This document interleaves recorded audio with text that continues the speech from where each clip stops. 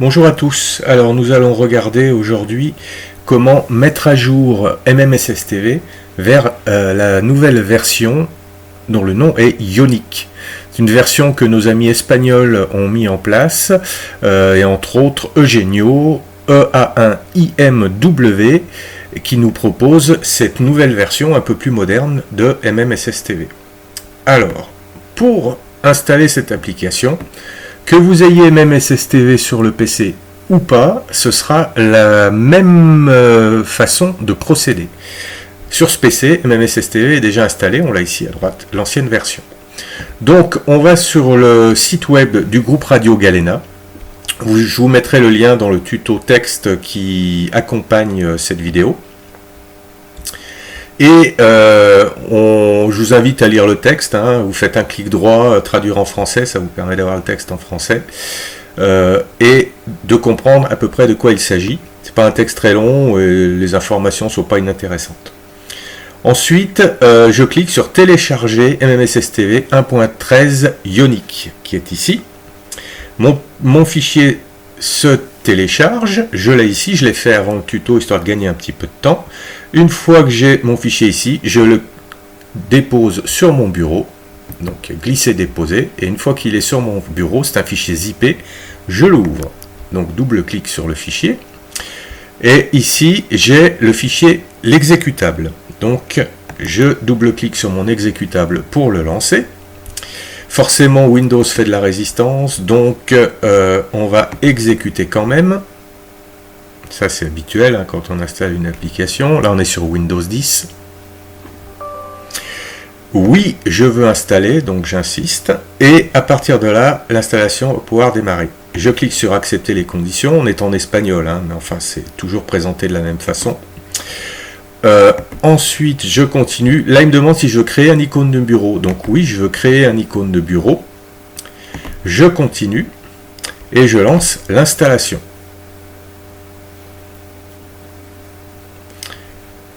Suivant à nouveau. Mais là, l'application va s'ouvrir. Ça permet de finaliser l'installation. Et d'entrée, on nous demande, avant de pouvoir faire quoi que ce soit, notre indicatif. Alors allons-y gaiement. Voilà, F4HTZ, c'est parti. J'ai la main sur l'application. Je la mets en grand écran, tant qu'à faire. Premier constat, j'ai récupéré les images que j'avais sur mon ancienne version d'MMSSTV et les templates texte qui étaient prêts. Bon, il n'y a pas grand chose sur celui-ci puisque je suis sur un ordinateur qui me sert à faire uniquement de la réception avec un SDR Play. Il n'empêche que le paramétrage est pratiquement le même dans tous les cas. Donc j'ai récupéré mes images, j'ai mon ancien historique, hein, au stade où il en était avant la mise à jour, ça il n'y a pas de problème. Je retrouve mes fenêtres RX, TX, etc. D'accord. Et en dessous, quand je passe en TX, je retrouve les mêmes boutons hein, pour envoyer le 1750, intégrer une image, etc. Ça, il n'y a rien qui change. Il y a une chose qui m'embête, c'est qu'il est en espagnol. Donc moi je le voudrais en anglais. Donc je vais dans Options. Dans Options, Configuration de MMSSTV, tout en bas. Et directement je vais dans MISC. Et dans MISC, je clique sur Anglais. Là il vous demande de redémarrer MMSSTV. Donc je fais OK. Je ferme MMSSTV. Hop. Et là j'ai mon icône qui a été mis sur le bureau tout à l'heure quand on a installé.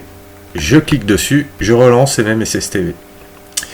Il y a une autre chose qui m'embête un petit peu, c'est la typo. On nous dit que c'est un look moderne et puis on a une typo Times New Roman.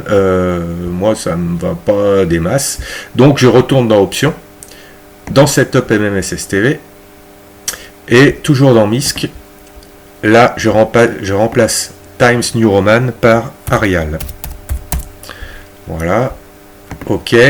Et voilà, automatiquement, là on passe en Arial. Moi je trouve que c'est un petit peu plus moderne. Ça reste simple, mais au moins, voilà, ça me paraît plus d'époque que du Times. Ensuite, je vais enlever là mes images. Il y a les templates texte avec, j'en veux pas. Donc il suffit de décocher ici Show with Template. Voilà, si ça veut bien se décocher. Voilà.